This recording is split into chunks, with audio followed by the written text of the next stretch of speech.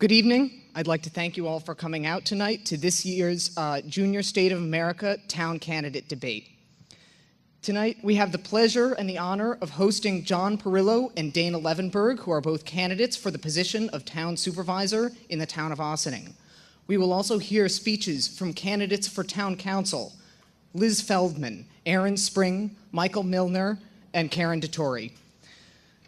The Junior State of America is Ossining High School's debate club. The JSA is a nationwide organization dedicated to civic education and preparing America's next generation of voters for the duty which they will inherit when they turn 18. The JSA believes that the best voter is an informed voter, which is why I'd like to thank you all again for coming out tonight to support your town candidates and to learn more about the issues that affect the town of Ossining. We would also like to reiterate the importance of voting. Election Day is November 3rd. If you believe that you will be unable to make it to Election Day on November 3rd, we have absentee ballot forms out on our table outside the auditorium. We also have voter registration forms. Voter registration deadline in New York is October 10th for this year's election. So, without further ado, I would like to introduce the candidates for Town Council in the town of Ossining.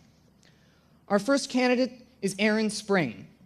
Aaron Spring is not only a local Ossining High School graduate, but is also a business and law student at Fordham University. Already very active in the community, Aaron co-founded the Ossining Snow Angel Project, is a past coordinator for the JCYS Youth Baseball, and volunteers for local children's programs. Aaron is a past member of the Junior State of America. Ladies and gentlemen, help me welcome Aaron Spring.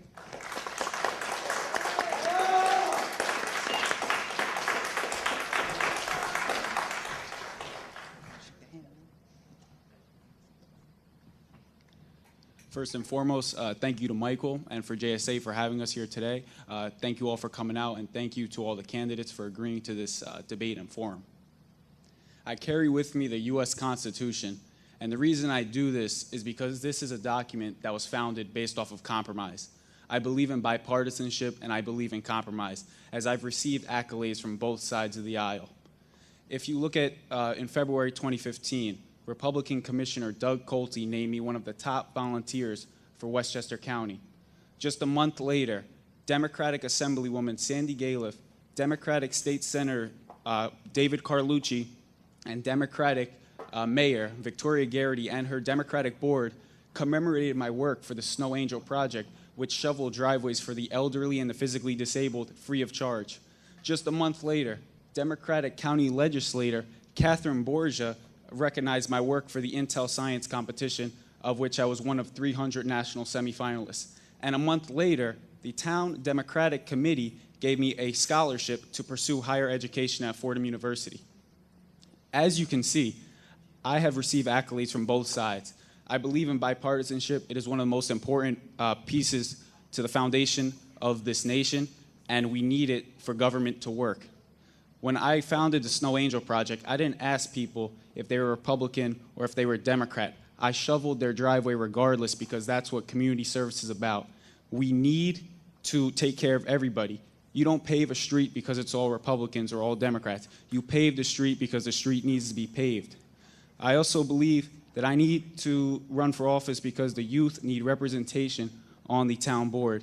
America needs to be restored, and that starts at the town level with a revolution from the youth, if you will, an intellectual revolution, because this is how new ideas are proposed. This is how government grows, with fresh faces and fresh minds and fresh ideas. I've talked to certain youth, and they have said they won't go to a town board meeting because they don't want to complain to a bunch of adults. Now, we need adults on the board.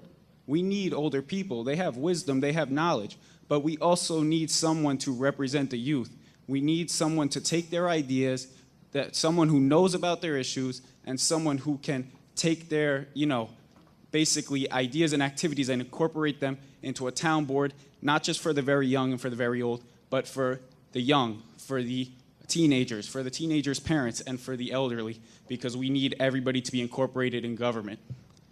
I would like to thank you once again for having me here today, and I ask that you come out and support me on November 3rd. As I said, it doesn't matter if you're a Democrat, doesn't matter if you're Republican or conservative. I am here to serve you. Thank you.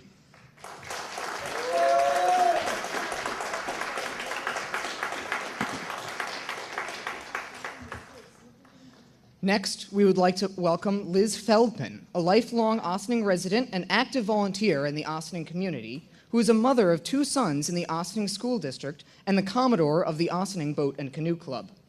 She volunteers with the Teatown Lake Reservation, the Toys for Tots program, and has served as a U.S. Coast Guard Auxiliary boating safety instructor.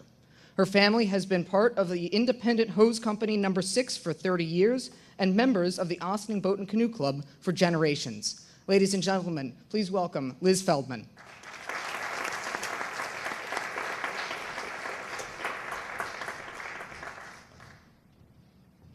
Thank you, Michael.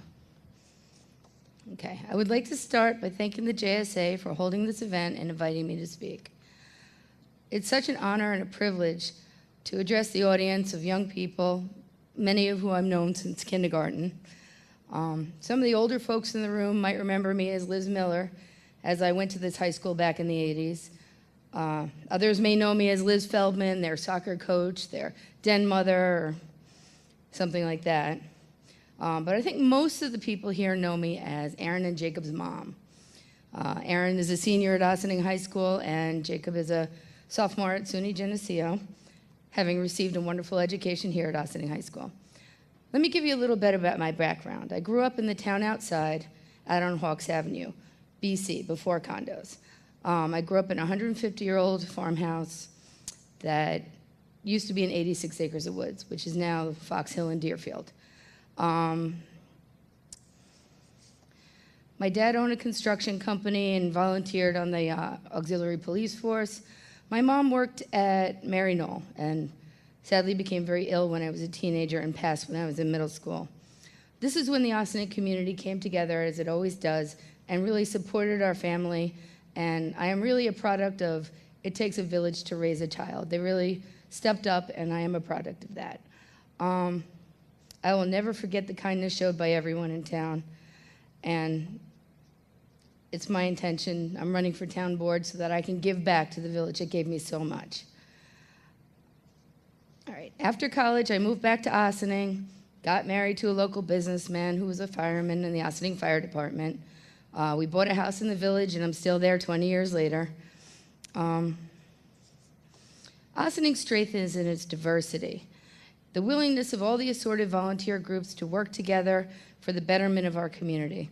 As the Commodore of the Ossining Boat and Canoe Club, I do my best to support and coordinate the vast amount of talent and diverse people that come in so that we can work together. We know that by working together, we are stronger than the sum of us alone. I would like to apply the same principles on a town-wide basis. By embracing the strength of our individual workers, volunteers, students, and citizens to work together for a better Ossining. As a budget-conscious single mom, I have learned to live within my means and prioritize my spending. I would like to bring that experience to the town. Before we talk about building restaurants and such, I believe we should take a good hard look at our current building, equipment, and infrastructure. We also need to look to incorporate more green technologies to reduce our consumption and save the taxpayers money. For now, the current focus seems to be on the waterfront. Having someone who's been down there every day for the last 30 years and has lived through all the storms and things that are in development that's gone on, I know firsthand how everything affects the riverfront. I think it's vital that any new construction enhance our identity as a town, satisfy our priorities as a community, and that we balance any development with adequate green spaces. It's important to have at least one town council member who grew up in town and understands our history and identity. On election day, I hope you will support me and my running mates, Karen DeTore and Dana Levenberg. Thank you very much, and thank you for having me.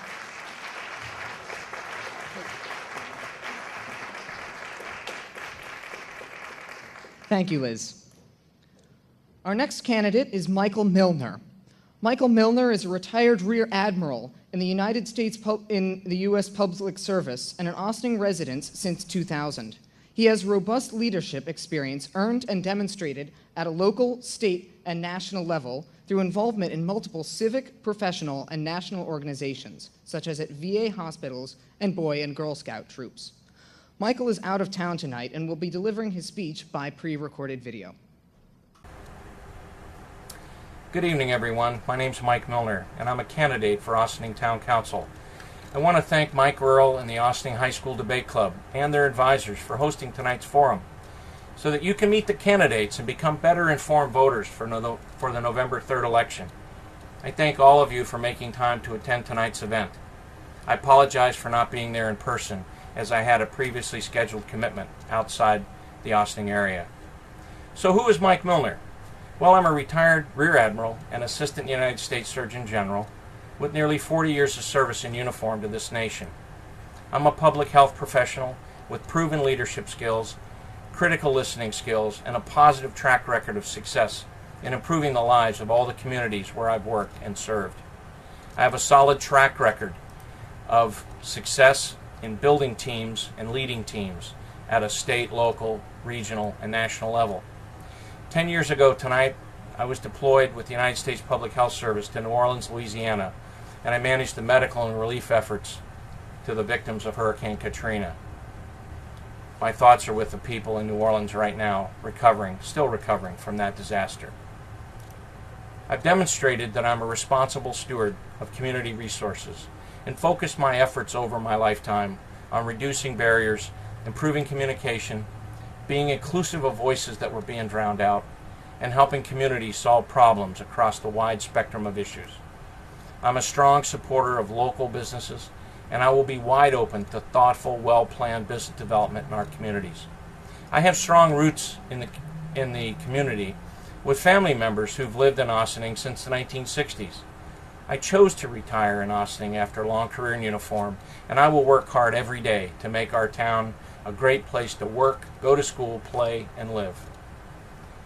With that said, I want you to know that I do not support the reassessment project being conducted now by our current democratically controlled town council. We pay enough in taxes, and when you look at other communities in Westchester who've gone down this route, folks are being taxed out of their homes. I love my house, and so do my many family members living in this area. This has to stop. We have to find better ways to provide services that town people expect without raising taxes and, by translation, raising your rent. I pledge to stop this reassessment project if elected, and will look at all alternatives rather than raising more tax revenue from hardworking people who already pay enough. Please give me and my running mates, Aaron Spring and John Perillo, your vote on November 3rd. You can find us on row C and row H, which are the first two letters in the words choice and change. Don't let our Democratic opponents keep doing business as usual. Use your choice to vote for change. Thank you for considering our change team, and please feel free to reach out to me with your ideas, your thoughts, your suggestions. michael.milner1@verizon.net.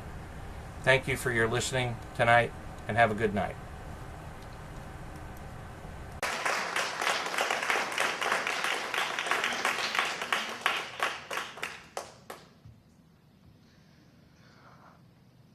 Next, I'd like to introduce Karen DeTore, a candidate for Town Council. Karen is the Executive Director of the Interfaith Council for Action Housing Network, an organization dedicated to affordable housing and social services.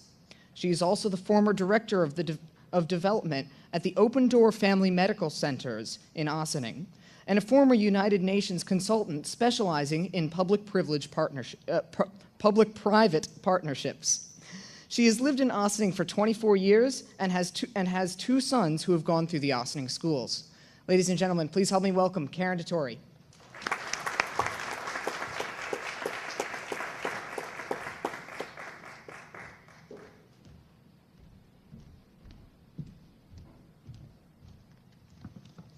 Thank you, Michael. Thank you, everyone, for coming out tonight. Thank you, JSA, for this wonderful event, and thank you to the candidates for being here. It is both an honor and a privilege to be here tonight. And while I have many, many reasons for running for town council, one of the most important reasons is represented in this room right now. Our platform is working together to build a better Ossining. This all started nearly 20 years ago when Liz and Dana and I first met working on Ossining PTA events and things like that, bake sales, you name it. The fact that we are here today at a debate sponsored by the JSA with a candidate who is a recent Ossining graduate is a testament to the strength of our schools, the strength of our community, and the strength of the great accomplishments that we can achieve when we all work together. These are all of the things that inspired us when we first started working together in the halls of Park School. Over the years, our passion for community evolved. Collectively, we have held leadership positions in a wide range of Ossining-based agencies. Me at IFCA Housing Network, formerly at Open Door Family Medical Centers, Dana on the school board, and now Chief of Staff for Assemblywoman Sandy Galiff. Liz as Commodore of the Ossining Boat and Canoe Club, and the master behind so many wonderful things in Ossining that a lot of people don't know about. Our collective experience covers affordable housing, public health, international development, education, policy, organization and fiscal management, strategic planning, communications, marketing, fundraising, and advocacy.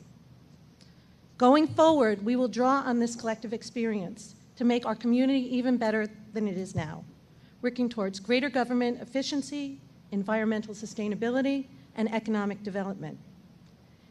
In every position that we have held, both professionally and on a volunteer level, success has hinged on our ability to identify key issues, to bring people together, and to work collaboratively to make sure that all people's needs are met. This is what we bring to the table. Whether in the village or the town, Dana Levenberg, Liz Miller Feldman, and I, Karen DeTore, know Ossining, its people, the needs of its people, and we have the skills to meet them successfully. We ask for your support on November 3rd, and we thank you for your time, your enthusiasm, and your support of the democratic process.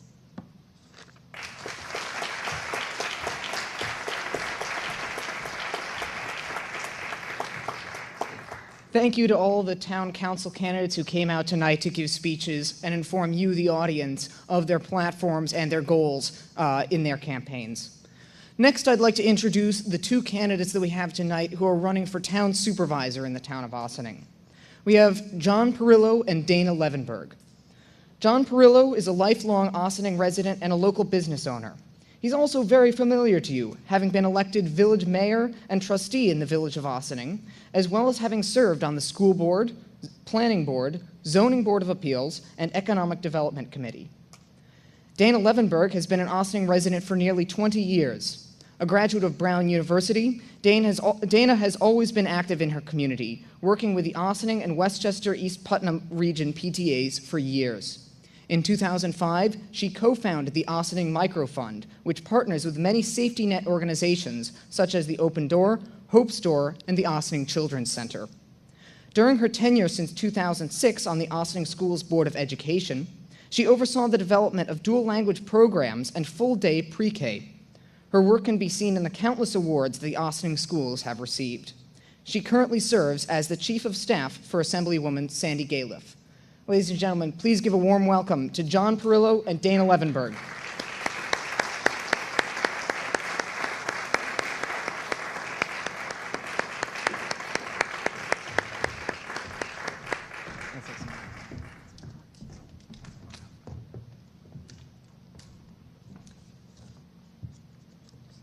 Tonight's debate will have questions which were submitted by the Junior State of America, our local debate club. The format for the questions will be that I will ask the question, and each candidate will have 3 minutes to respond. I will then either ask a follow-up question or offer the floor for rebuttal, a 1-minute rebuttal from each candidate. The Junior State of America has also done some public polling in the town of Ossining, which some of you might have been a part of. When we ask questions which relate to the public polling, we will ask the questions, then display the public polling data, and then we will have our 1-minute rebuttals from the candidates. So without further ado, I would like to begin this debate with our first question, which will go to Oh, yes, we have opening statements. Sorry. We will have opening statements, 3 minutes long, starting with Dana, right? Sure. I have a terrible memory. All right, Dana? Thank you. Good evening, everyone.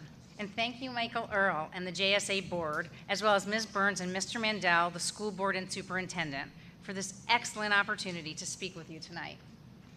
I am pleased and proud that this student-run organization has taken an active interest in local government. Personally, my son Caleb Hirsch found his JSA involvement to be life-changing and set him on his path to major in political science at Brown University with an eye towards law school. Thanks also to the Democratic, Working Families, Independents, and Women's Equality Party leaders and registered voters for supporting my running mates, Karen DeTore, Liz Feldman, and me on your party lines. We were also endorsed by the Westchester Putnam Central Labor Body, AFL-CIO, for which I am very grateful.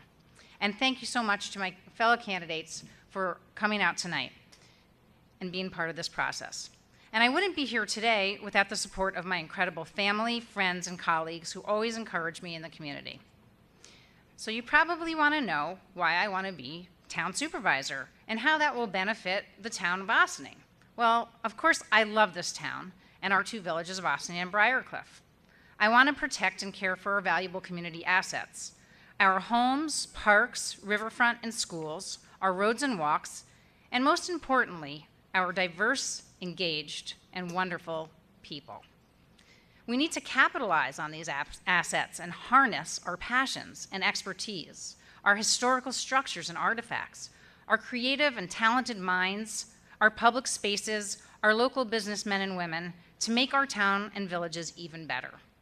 We need to make sure everyone who lives here and works here has pride of place.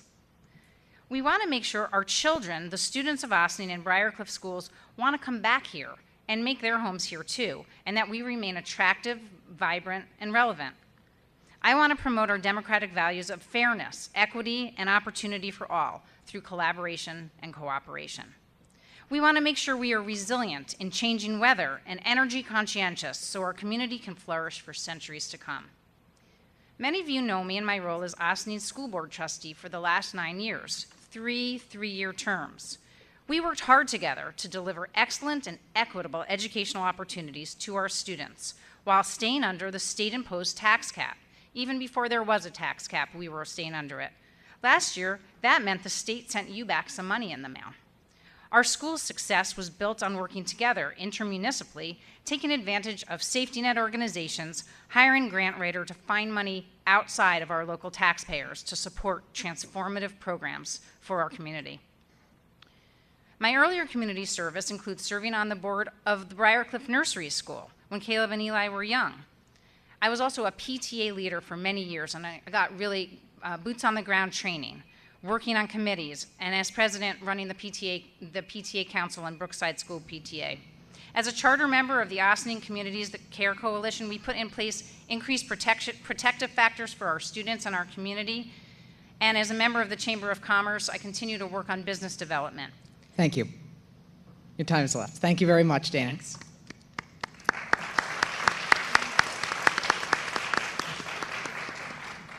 John?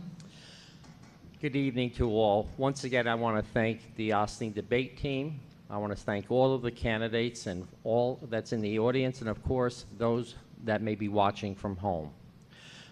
My name is John Perillo, and I've been honored by this community to be elected your mayor, village trustee, and Ossining School Board member. I also served on the Village of Ossining Planning Board, Board of Architectural Review, and the Zoning Board of Appeals.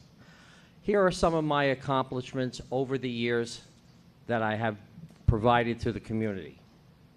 Maple House for senior citizens, Claremont Gardens for affordable housing and the displacement of urban renewal tenants, Snowden House for affordable housing, the beautification program that we see that has flourished throughout the community, the signage program that introduces everybody to the Ossining community and all of the Ossining parks, the addition to the community center, the community center aquatic facility, the water filtration plant, Senior Citizens Week, addition to Park School, the addition to Brookside School, the addition to Claremont School, and the new science wing, first floor at OHS. And not only did I do a video for the school and promote that, I also made sure that the structure of that first floor and the roof structure would be able to take a second floor addition, which I'm glad to see has been completed. I also provided 100 new parking spaces at the train station for the commuters. I built a new Hollow Hose Fire Company on Lafayette and State Street. New State Street Fire Police. The Arthur Jones Park on Park Avenue and Sherman Place to honor one of our lost victims, community residents of 9/11. And Reservoir Park, also known as Richard Wishney Park. I took a leadership role on that, made a old water supply watering hole into a park that's unbelievable. That parks people and all the people tell me how much it's used. I did all these things not as a registered Republican. I did those things because I thought it was in the best interest of the community. And that's how I believe government should work, in a bipartisan fashion. I happen to serve all the time on my boards, except for the school board, which is non-political, in a bipartisan fashion. And I believe that bipartisan makes everything work better. I want to thank you, and I'm here to answer any questions, and even if you have some gotcha questions, I'll try. Thank you.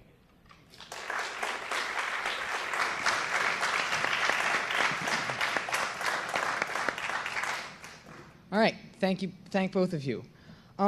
Our first question, which will go to Mr. Perillo first, is why do you believe that you are qualified to be the town supervisor in Ossining?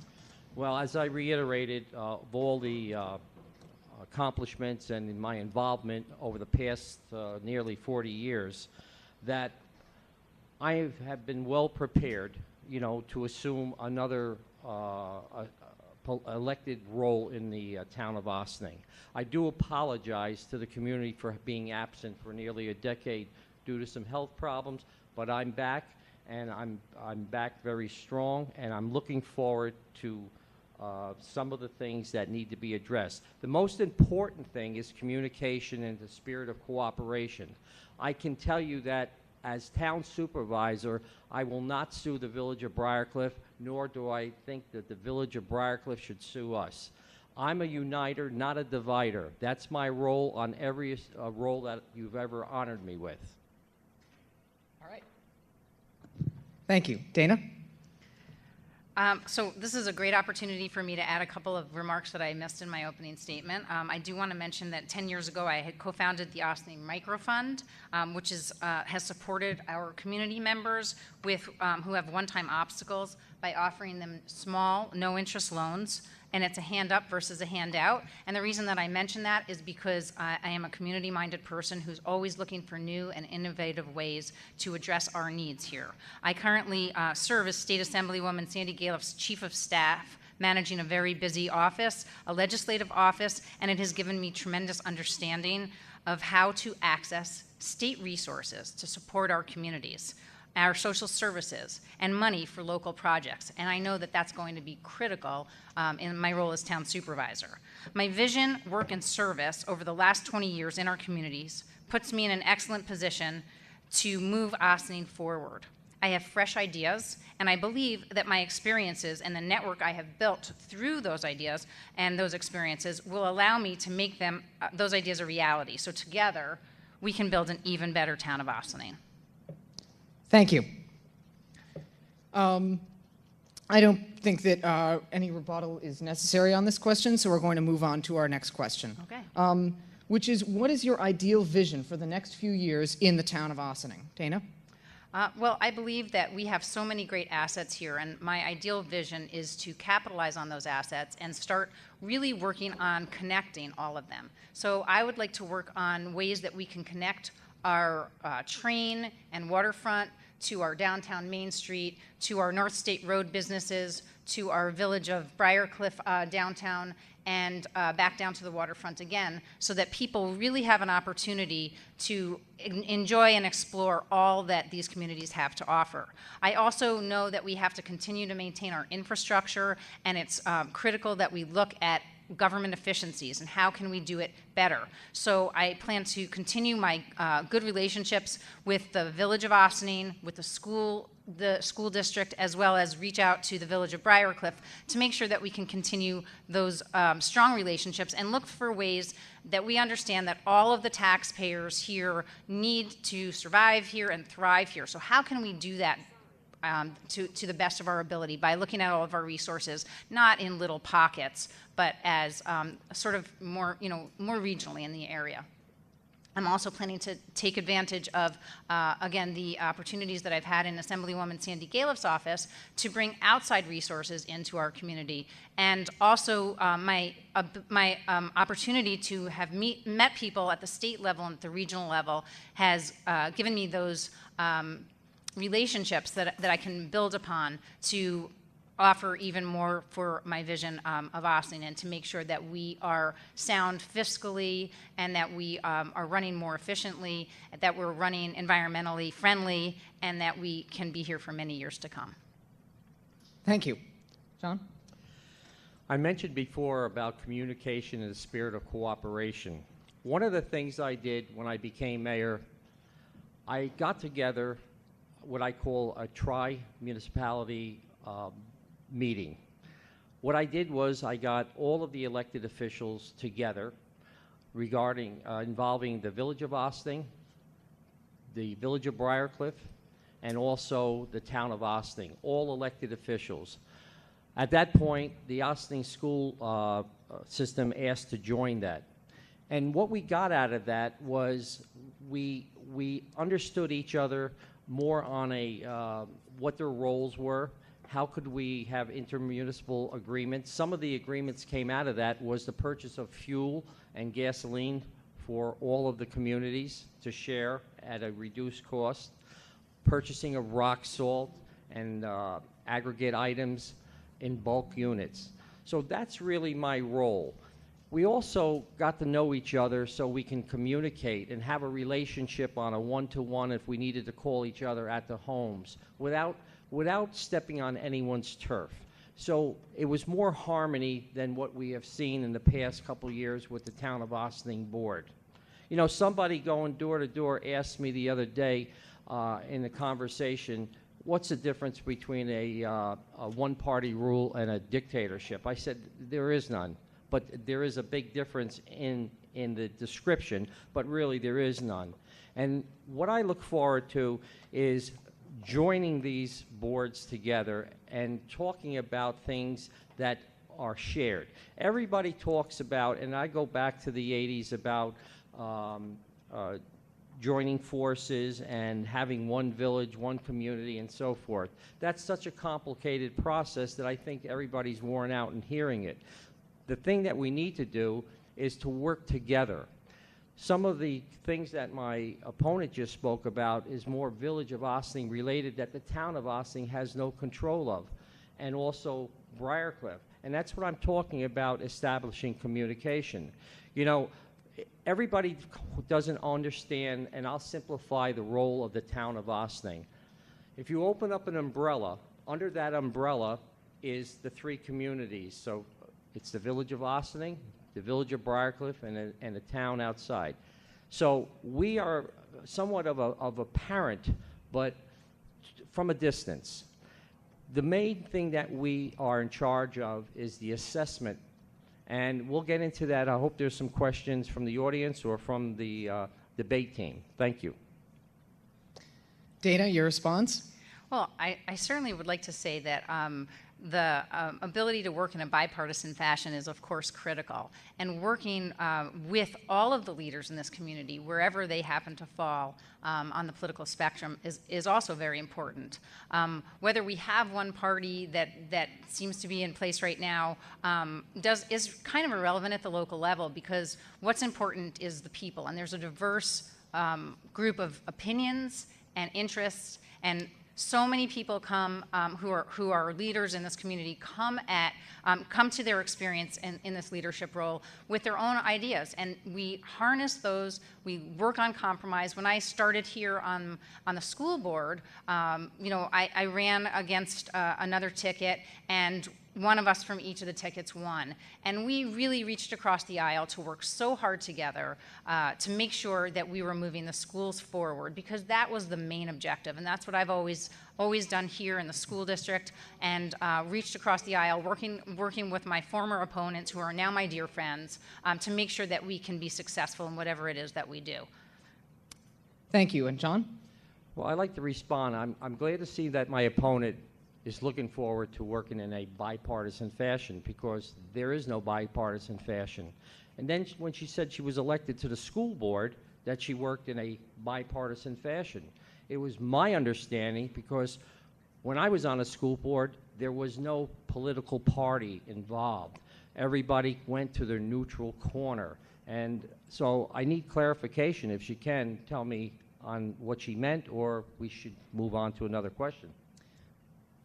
We will move on to another question, but if the opportunity arises later in the debate, we will address these issues. On to the next question now. During both Ms. Levenberg's tenure on the Board of Education and Mr. Perillo's tenure as the mayor of the Village of Ossining, the budgets of both organizations increased. Do you believe that as town supervisor, you will be able to keep taxes down for the people of the town of Ossining? John? Well, when I came into office, I received a list of 63 incompleted projects that I inherited. I wasn't going to spend my tenure cleaning up a previous administration, so we took care of all that. When I came into office, our fund balance was around $9 million. When I left, it was nearly $13 million. And we achieved that through a bipartisan effort and spent a lot of time on seeing how best to get the best bang for our buck. That takes a lot of work. My administration, all 5 of us, bipartisan, we met 3 times a week. One night, Tuesday night was our current village business. Monday night, we cleaned up what we inherited. And Thursday night, we did our own thing, what I just reiterated earlier, such as Reservoir Park and the signage program, the beautification program, and things of that nature. So I'm confident that my 40-plus years, 45 years as a business person can find cost-cutting savings without interfering with the services that we need to provide for all of you. Dana? Yes. So while on the school board, we worked very hard to find ways to address our increasing enrollment, as well as maintaining our fantastic programs. And we've been able to grow our programs, introduce full-day kindergarten, our dual language program, our Ossining schools have been recognized as the Intel Star Innovator Award for our math and science programs, as well as our cultural arts have been recognized by the Middle States accreditation, as well as our high school, our guidance department. We've seen so many incredible accolades brought to the school district. We did that all while staying within the state mandated tax cap. So as the economy went down, we had to look at ways that we could find efficiencies within and between departments, and look to our neighbors and our other community assets to find ways to fill the gap for places where we couldn't go out to obviously to the taxpayers, and we did that very successfully. And as I pointed out, we were able to bring the school budget in before there was a tax cap at very, very, very small increases, very different from what had happened prior to my school board leadership. So in any case, I just wanted to mention all of those wonderful programs that we've put in place. We also managed to increase and improve our school buildings that hadn't been touched for 50 years at our middle school. And one of the fantastic things that we've done recently is fixed up Roosevelt School, turned it back into a classroom building instead of having it as an office building. And we did that using our in-house labor force. They are fantastic workmen and women, and they have done an incredible job. So I encourage you guys to take a look and see all the great work that's there. And we managed to do it without going outside, and we saved ourselves a lot of money. So those are the kinds of things that we've done in the schools, and I would continue to do those same types of things as town supervisor to make sure that we can come in and manage our budget. Thank you. Michael, may I rebut? Certainly. We're talking about cost-cutting measures here. Several months ago, through the Freedom of Information Act, I foiled certain information from the Board of Education, which they supplied me. During my opponent's tenure, school taxes have raised over with her budgets that she just reiterated, had cost the taxpayer $24.5 million. Now, if that's cost-cutting, somebody would have to explain that to me as a business person. Your increase has gone over 27%. She talks about moving the administration office to an office park. Well, that was a good move in many ways. It accommodated their needs. But the cost of doing that over 10 years, they signed a lease for almost $3,500,000. $3,500,000 in my world, I would have gave serious thought of putting that into one of our buildings. During the years, the Ossining Board of Education sold Lincoln Building, Washington School. These are assets that we should have retained for future use. They could have been our administration of buildings. Well, I certainly think that we shouldn't have sold off those wonderful assets, but I'm so glad that we still have them in our community. And I would want to just mention in terms of cost cutting and looking at what we have been able to achieve or not achieve. There are some elements in our community that I think have gone over budget. I think that I'm not mistaken in saying that the pool facility that was built at the community center was under my opponent's reign and did not come in on budget. And I also believe that I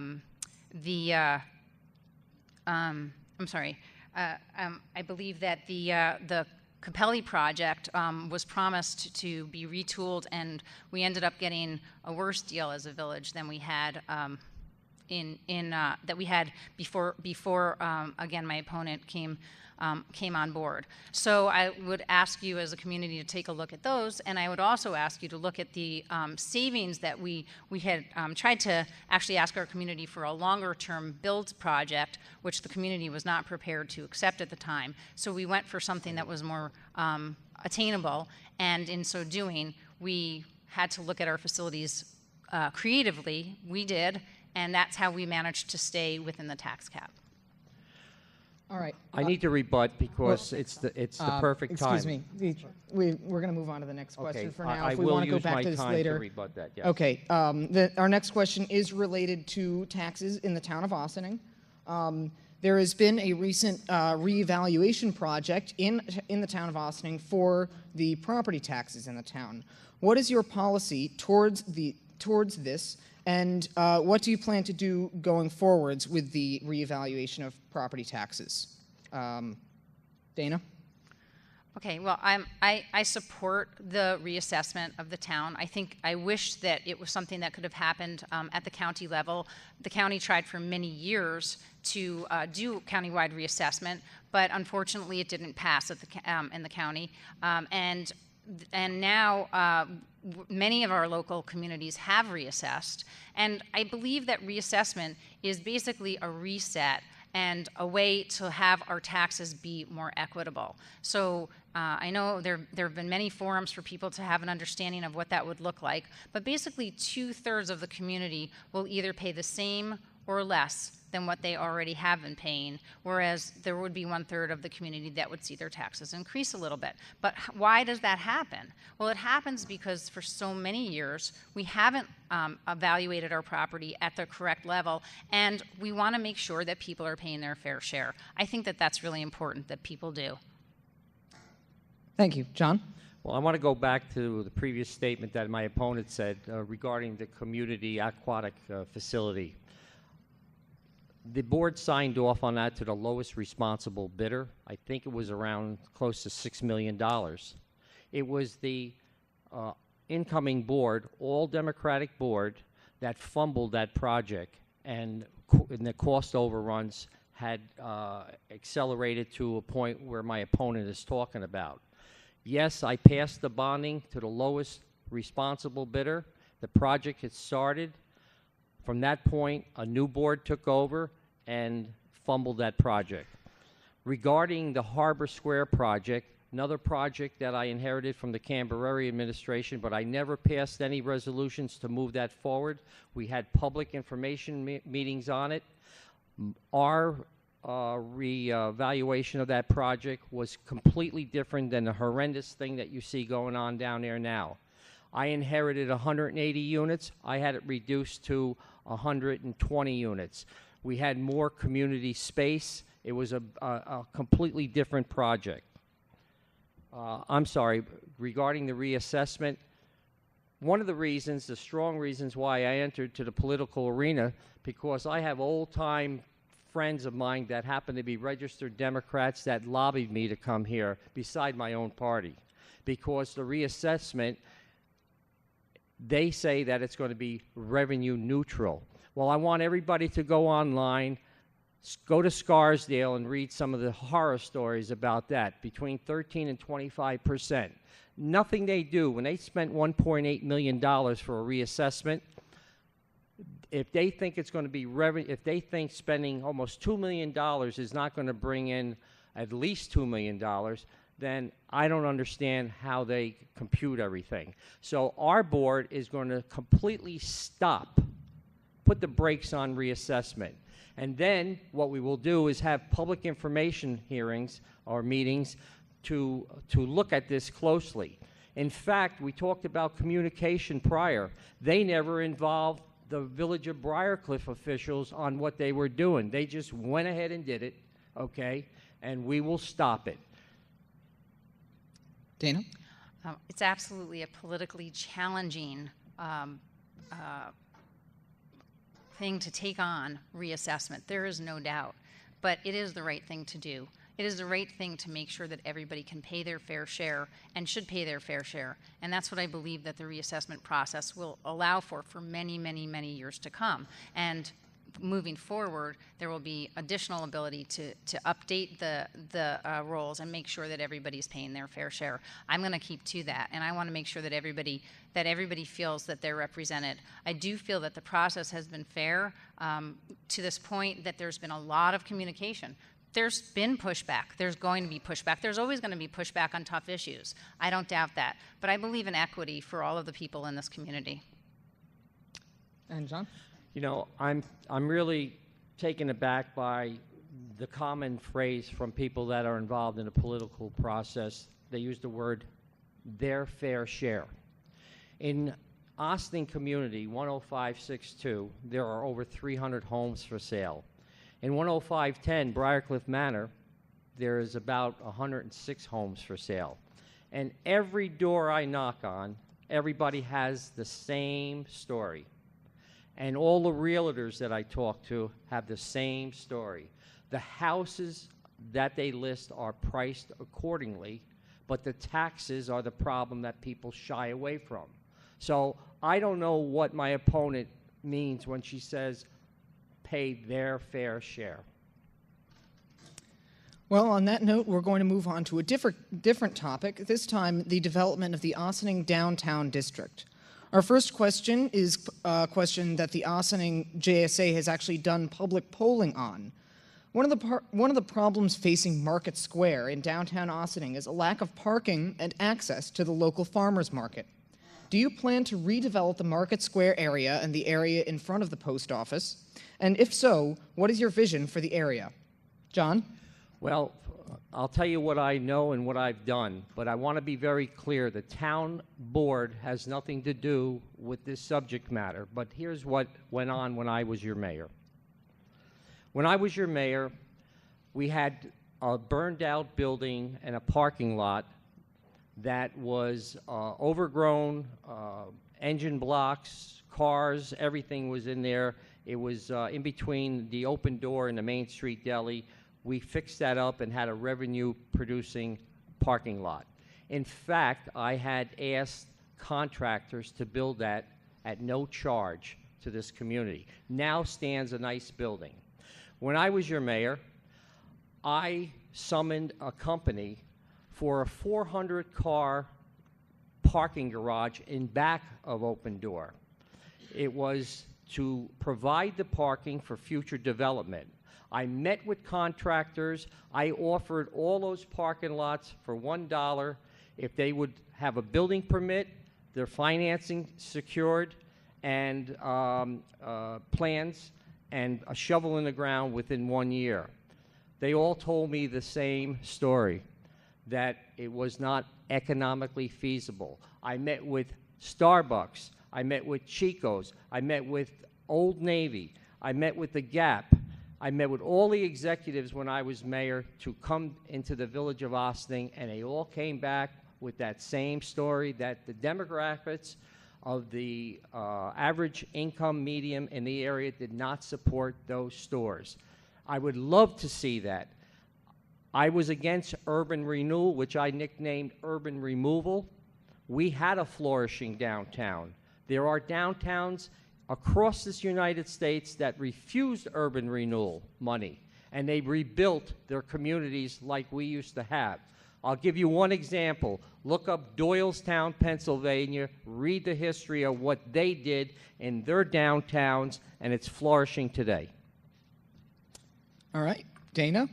Well, I'm so excited with what's been going on in the village and how collaborative the village has been with the community, reaching out to all of the people in the community at our village fair recently, having multiple meetings at night, which is such a another step, really reaching out on using social media to reach people. And I hope that I can do the same in the town. And as my opponent mentioned, I do have to agree with him that this doesn't come under the jurisdiction of the town supervisor. However, working together with the village and with the village of Ossining as well as the village of Briarcliff, what we really need to do is make sure that we're all supporting one another so that our market square is as successful as it can be.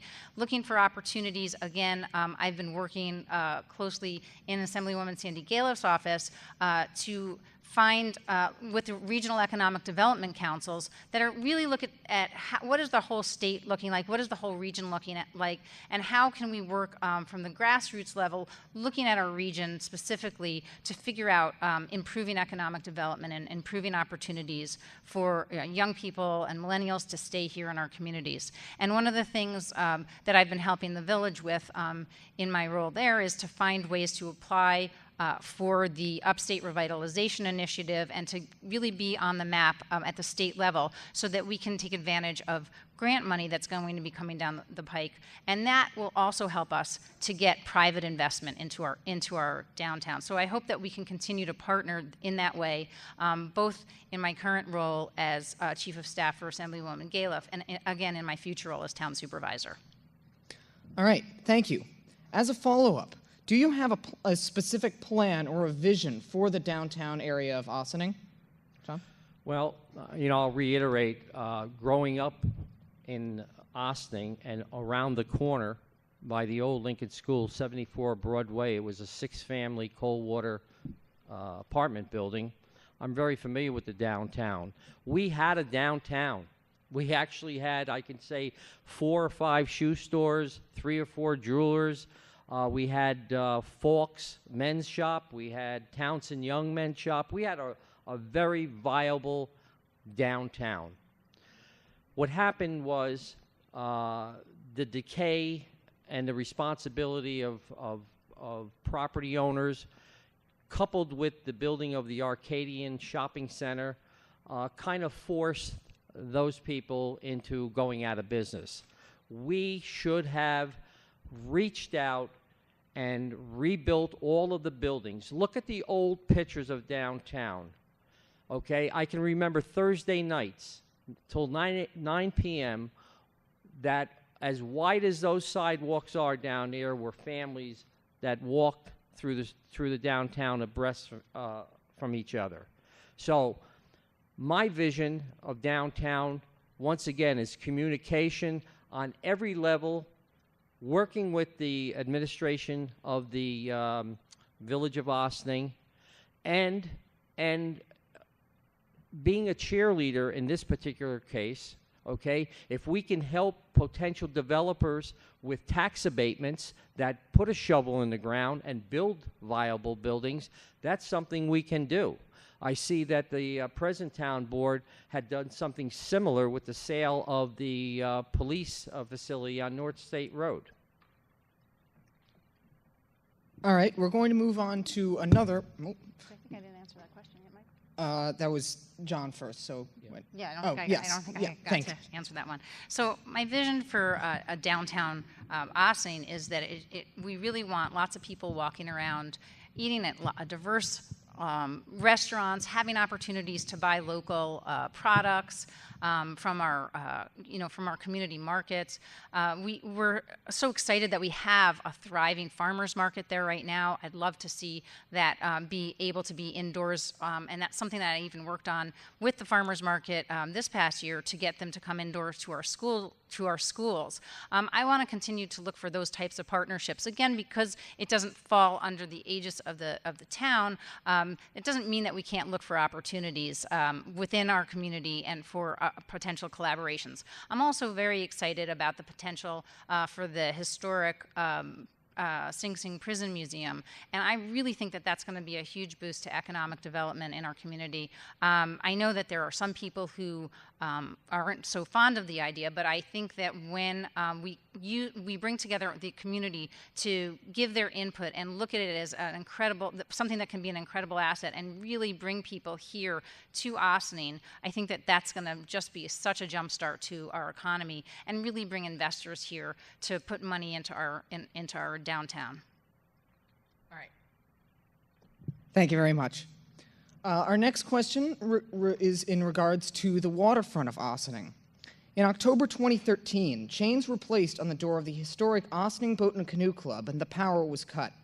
Since then, Supervisor Sue Donnelly has taken actions in an attempt to close the Ossining Boat Canoe Club, which has provided affordable access to the Hudson River for 100 years, and replace it with a multi-million-dollar structure over twice the size of the original club.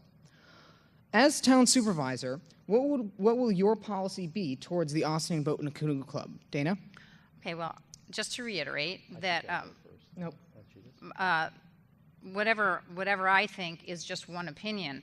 I want to make sure that whatever that we do for the Boat and Canoe Club and for our beautiful riverfront is whatever the community will support. I think it's so important to reach out to the community, get an understanding of how they feel about that, and I love that the Ossining Boat and Canoe Club, just celebrating its 100-year anniversary, has been so much more inclusive and really bringing the community in for so many recent events. It's fantastic. Right now, it looks like we have a large restaurant being built down at the waterfront, so I don't believe that we're going to need another one right next door at this time. And I want to make sure that we really take advantage of our outdoor beautiful river to bring our community along and take advantage of what there is, because we're not going backwards, we're going forward, so we can't just talk about all of our regrets from the past. Our Hudson Pride program at Ossining High School and Mr. Mandel have been talking a lot about how can we utilize the interests of our students here at the high school to help us to maintain our beautiful riverfront and to really bring more people down there to understand what we have in our community. Riverkeeper chose to be in Ossining. We want to make sure that we take advantage of them and making sure that we take care of our river. Again, I talked a little bit about the Sing Sing Museum. I think that that's another way to draw people down there. I think, again, Mr. Mandel had a suggestion that we could encourage food trucks instead of actually building new restaurants down there. And I think food trucks are really up on the rise, and you get lots of diverse types of food, and people like that. And I think that that would be a great attraction also for for people to have authentic experiences down at the river. Thank you. John? Well, here's what I know, and here's what I have witnessed over the years about the downtown. They said, let's build Market Square, the people will come. Then they said, let's build a new post office downtown, the people will come. Then they spent over $4 million for a new police court facility, build it and the people will come. And now they say, build a Sing Sing prison exhibit, which, by the way, there is an exhibit in the community center, which I was part of. I have mixed feelings about exploiting prisoners that did bad things. So the jury's out with me. I'd have to sit down and they'd have to explain to me all the nuts and bolts regarding what they envision and how it will affect the community, okay? I'm not against tourism. You know, let's not compare Sing Sing prison to Alcatraz, which is an historic prison, but it's closed, okay? It's closed. So I have mixed feelings about that particular project. Dana? Your opponent? Well, I'm just wondering, my opponent didn't really discuss anything about plans for the Ossining Boat and Canoe Club. I'm sorry. But that's okay, because your time is up, sir, for this time. I She's the just new wanted to moderator. mention again that, that the Ossining Boat and Canoe Club is a treasured asset of our community, and I think that it needs to be allowed to be the best that it can be and attract all of the public to be able to use it and participate in the life of the riverfront. But I also think, I'm not going to get into a debate about the Sing Sing Museum, but I think it's a fantastic opportunity to have an experiential museum with incredible history that's tied to our American history and New York State and the reform movement in incarceration. And there's so many good stories and opportunities for us to work with our public, and we're already having wonderful conversations with our Department of Corrections to figure out how we can make that facility proactive. So I hope that those conversations certainly do continue, and I will be a big supporter. Thank you. John? Getting back to the Ossining Boat and Canoe Club, and we talk about the waterfront, I go back in time before it was called the waterfront, it was called the river. That's where I swam as a young man, young boy, I should say. When people are elected to the office, that power should be used and not abused. When a person, man or woman, whatever job they do in life, becomes larger than the position that they hold, they're doomed. The Ossining Boat and Canoe Club serves a purpose for the community, for access for boating and the enjoyable sunsets and the participation of the club that may not be able to afford Chatham Yacht Club or Westerly Marina. What was done at the Ossining Boat and Canoe Club was an abuse of power, and the Con Edison was ordered down there, terminate the electricity and condemn the building. That's what I talked about earlier about communication and cooperation. All right. Thank you. We're now going to move on to a similar question about the building next door to the Ossining Boat and Canoe Club, the One Harbor Square development. As you may know, the One Harbor Square development has been in the works for years and is now going up on the Ossining waterfront. The JSA actually has an image of the waterfront before and after the development of One Harbor Square. Knowing what we know now, do you believe that the One Harbor Square development is a positive improvement for the Ossining waterfront? John? Let me give you a little history of my involvement. I said it earlier before. I inherited that project. I thought it was a project that needed to be revamped.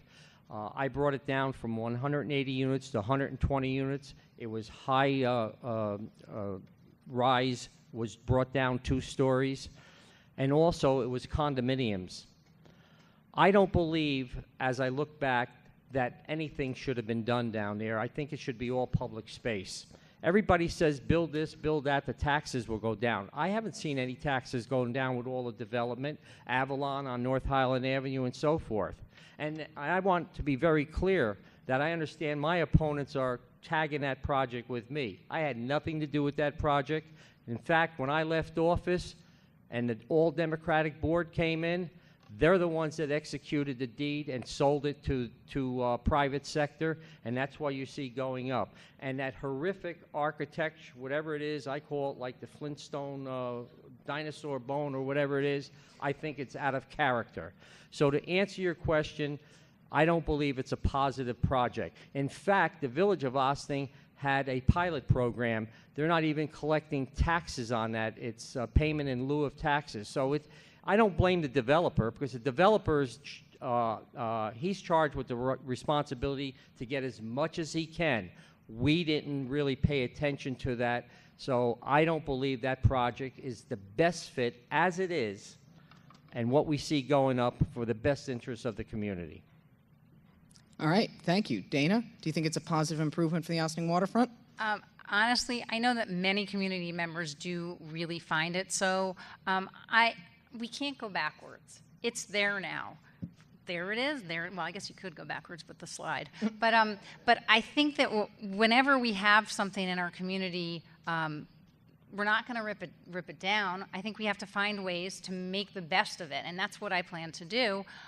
Again, by encouraging tourism and encouraging the kinds of things that we'd like to see down at the river, so people who are there can take advantage of it and don't have to just go back and forth on the train. We want to bring people down from there up into our downtown, and that's why people build residential, and that's why people probably decided to build on this beautiful river.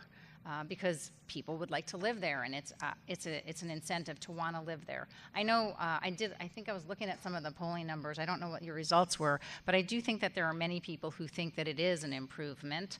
So again, we have a large community of many different opinions, and let's take it and make the best of what we have and move forward.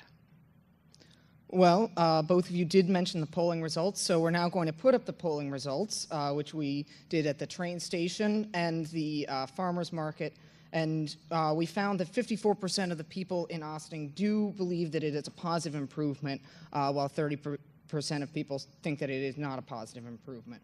Do you have any rebuttal, John? Well, I don't know what type of polling you did, and if the person that you polled does not know the history of that particular site, I guess you can say something might look better than nothing. But if they went into a public informational meeting and were explained what's happening down there, and know the pilot program that I talked about, and know the increase of height and the blocking of the Hudson River, and all the nuts and bolts that are related to that, I guess somebody would say, well, it's better than nothing. After I digested all of this and spent a lot of time as mayor, I still go back because I've been to communities that kept it all green, had a ball field, had a kayak operation going, and it was strictly green space. So if you don't know anything about the project, I guess something is better than nothing in their eyes. And about moving forward, another buzzword we heard tonight. Thank you. Dana?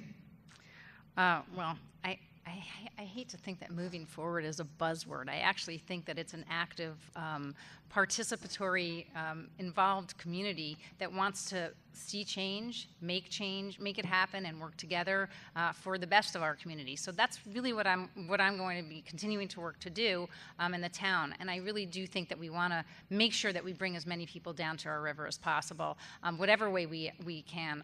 One of the things that I'm thinking about for connectivity that I really love the idea of, and I've talked to a lot of community members, is bringing back the trolley, maybe not with the tracks, but some sort of an electric bus, that like a trolley that could really take people around from our river to our downtowns, back again, as I mentioned, over to North State Road. And that's something that's also being proposed at the state level, looking for ways to make connections between our food and beverage industry, our tourist attractions, and our historic sites, and the river. So let's utilize this now as what it is, which is something in our community, and let's make sure that we don't keep going back in time. We don't have to keep going back and reviewing everything because it's there now. Thank you. Unless we want to chop it off. Thank you. We're now going to move on to another issue which was alluded to in the debate, which is the issue of the police station on North State Road. In the town supervisor's message to the community regarding the 2015 budget, town budget, on the town website, which it was posted, Supervisor Donnelly states, quote, One of our biggest successes in 2014 was the sale of and retirement of debt on our police station at 507 North State Road.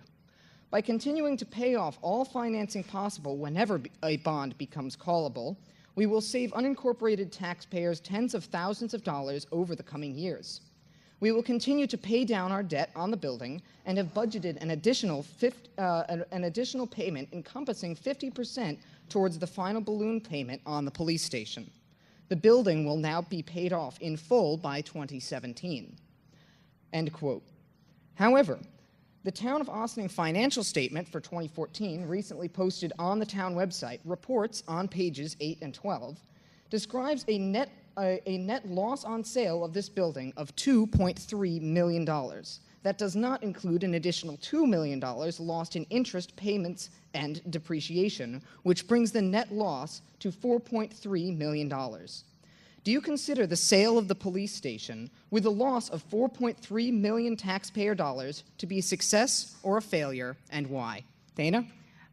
Well, I have to say I don't think that if I had had the opportunity to weigh in that I would have actually built that facility.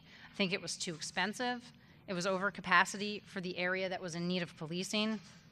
I think that subsequent administrations recognized this. They worked on ways to minimize its negative impact. And I think that, we have to look at it now and figure out, when it goes back on the tax roll, that's going to be a benefit to the community, which it is back on the tax roll now. It's not going to be paying dividends for a few years. But I do know that there is a business there that has working collaboratively with our schools. We've asked them if they would help us out with some of our programs, and that's something that we can look at as a positive. I don't necessarily believe that it should have ever been built, but I know that it was a very divisive issue, that it was built and then it wasn't really needed. Thank you. John? At that time, from the audience, I lobbied strictly against that project. Once again, I know I reiterate myself, but that was an all-Democratic board, not a bipartisan board, that invested over $4 million to build that building. And guess what? After they built the building, they didn't do their due diligence because they couldn't afford to maintain it and to staff it and to do the price of doing police business. So what did they do?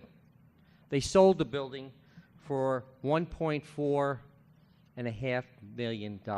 What a loss. They estimated that the building should have $60,000 in taxes annually. So to sweeten the deal, they said for the first year of the 7 years, of the first year you pay $18,000, and by the 7th year, you go up to $60,000. What a tax abatement to get rid of that building. So, all of this stuff is at the cost of all of you out there, all the taxpayers' money. When I questioned it, I was told that it wasn't the board, it was the chief of police that pushed the building. I said, the chief of police, he's an employee. He doesn't have voting power. He doesn't have bonding power. All 5 of the board members voted for that project. So you build a building, you can't afford to police it, you can't afford to maintain it, you put it on the roll. You know why they abandoned the building? That's another subject matter I hope I have time to get into with another all-Democratic board when we went to the county police. All right, and Dana, your rebuttal to the attacks? I said that, I said it before, and I will say it again, that I think that it was a mistake to build it in the first place, and now we are stuck picking up the pieces a little bit. I think that I do believe it's just the town outside that paid for it, and not all of you out there in the public, unless you are in the unincorporated part of the town. But it is something that we always have to try to balance and figure out, how do you get somebody to buy it? It was sitting out there for sale for quite some time, I believe, and how do you make it attractive to a developer, which I'm sure that my opponent can discuss, seeing as he's done some development deals in his time and sometimes had to make some compromises that were not necessarily in the best interest of the community. Well, here's a thought that I would have taken.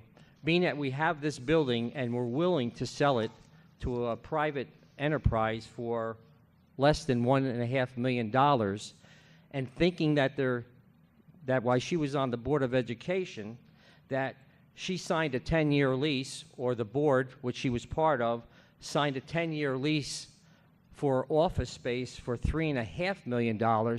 Gee, I would have said, maybe we should buy that building. Maybe the school district should buy it for $1.5 million and move our administrative offices over there. That's my business sense just kicking in. And I'm sure if you listen to what I just said, it may make some sense to all of the taxpayers also. All right. So in the interest of time, we'll have one question left, and then we will move into our closing statements. Our last question will regard Dale Cemetery. There were recently the sale of $1.8 million worth of new plots in Dale Cemetery, which has raised eyebrows about whether or not Dale Cemetery can continue to become a profitable organization that does not rely on the town of Ossining for support. There has also been controversy over the alleged firing of George Weeks, a director of the Dale Cemetery Management Corporation, and the subsequent retroactive resolution, which was passed on September 1st of this year, instating Supervisor Sue Donnelly as the president of the Dale Cemetery Management Corporation almost a year before the resolution was passed. So my overarching question is, as town supervisor, what will your policy be towards Dale Cemetery and the Dale Cemetery Management Corporation? Let me give you a little history about how we own that cemetery. Dale Cemetery was financially strapped, and under New York State law, every town that has a cemetery in it has to assume that responsibility. With that said, you give them an inventory of things that need to be done, equipment, updating, and so forth, and they give you one payment to put it back on track. Dale Cemetery, what Dale Cemetery as town supervisor, I would order a forensic accounting of everything that is going on there, number one.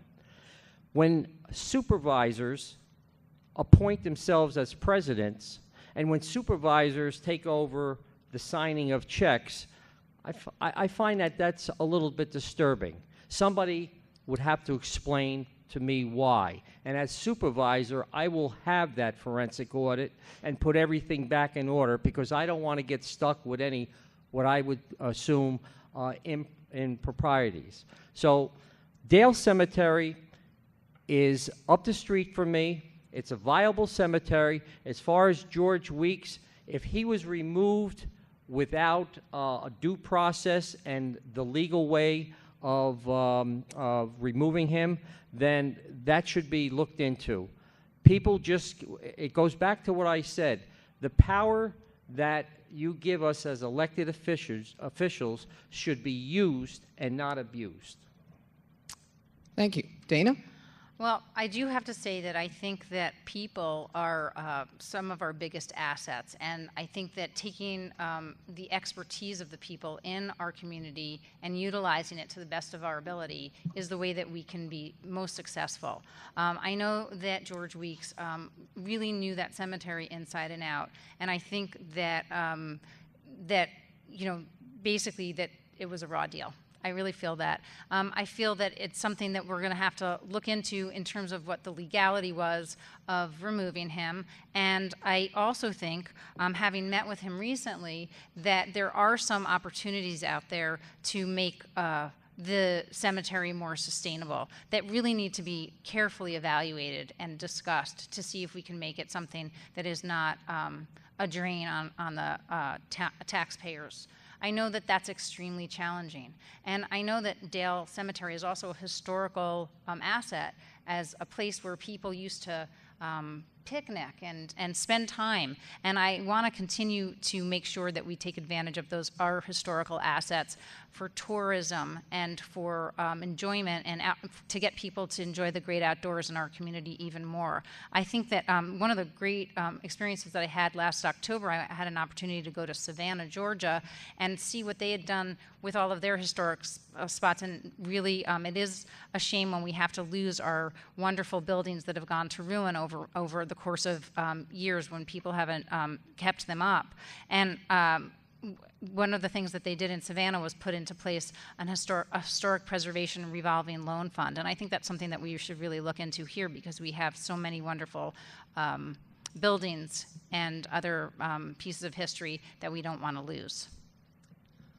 Well, I would love to continue debating this, and I'm sure most of the JSA would agree that we can continue debating this all night, and JSA would have a lot of fun. But sadly, we are running out of time, so I'm going to forgo the 1-minute follow-ups in this question, and we're going to move into shortened 2-minute closing speeches, if that's all right with both the candidates. So we're going to start with our 2-minute closing speech from Ms. Levenberg. Thank you. I'm just so excited for my next chapter of service to our communities. There's so many amazing things happening in Ossining and Briarcliff, in our schools, which is evidenced here tonight. Thank you, Michael Earl. You've done such a phenomenal job. Our villages and the town. And I want to make sure that we protect and care for our valuable assets, capitalize on them to attract more outside investment and appealing businesses. And I want to ensure that our community members have a voice in government, that we are safe, healthy, and thriving. I intend to continue to make sure good things can and do happen in Ossining and Briarcliff. And I thank you all for being a part of that. Thank you very much.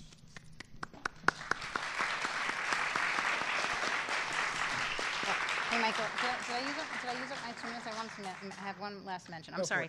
I just skipped one last thing. I just want to also say that I hope that all of those of you who are 18 years or older have registered or will register to vote, so that on November 3rd, you can support our amazing slate of candidates, including me, Dana Levenberg, for Town Supervisor, and my running mates, Karen Dottori and Liz Feldman, for Town Council, so that we can all work together to build an even better Ossining. Thank you. All right, thank you. Sorry. John?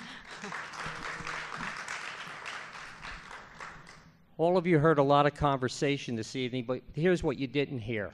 On June 28th of this year, our opponents, along with an objector, Joseph Scamato, dragged Aaron Spring, who was 17 at the time, and his mother to White Plains Supreme Court for signatures that they said were not valid. The signatures were all valid. There was a situation between the distance of the signer and the witness of 8 to 10 feet, as I recall. They took that young man, and I appeal to all the parents, how would you feel if you had your child, girl or boy, young person, taken into the Supreme Court in White Plains, and the mother, and put on a stand for 3 grueling days? I witnessed it. Their objection was that they wanted him off the board, John Perillo off the board, and Michael Milner off the board, because there was not supposed to be an election. This was supposed to be a coronation of our opponents, because when they announced, there was no Republican candidates. So they were automatically going to disenfranchise all of you from a November 3rd election. We're on row C now and row H. And I'm saying to all of you that I've heard her say that children are our future many times. Well, children become young adults, and they become responsible citizens. And how many young 18-year-olds do you know that is involved in a political process?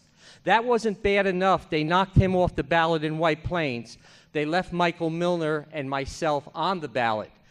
But you know what they had to do? They took that case to the appellate division in Brooklyn and had us all thrown off. And guess who the architects of this whole was? Yes, Sandy Galiff and Catherine Borgia. Okay? Unbelievable. Isn't it ironic that the word Democrat and the word democracy is kind of similar? And then my opponent says she did that, she did that to have a level playing field. when her Thank you. registration is 2-1. So I ask Thank all you, of you Mr. to Perillo. rethink this here and get out and go to your voting booth.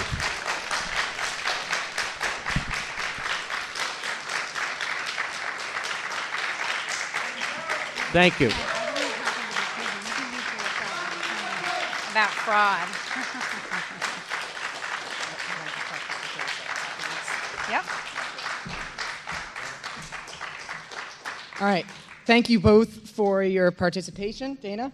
Yes, thanks so much, Michael. I really appreciate it. And I'd like to reiterate something that was said in both of the closing speeches, and that's that all of you should go out and vote. If you're not registered to vote, you can get registration forms. If you're not able to vote on November 3rd, we have absentee ballots. Voting is the most important thing that you can do in a democracy. So I hope to see all of you out there on November 3rd.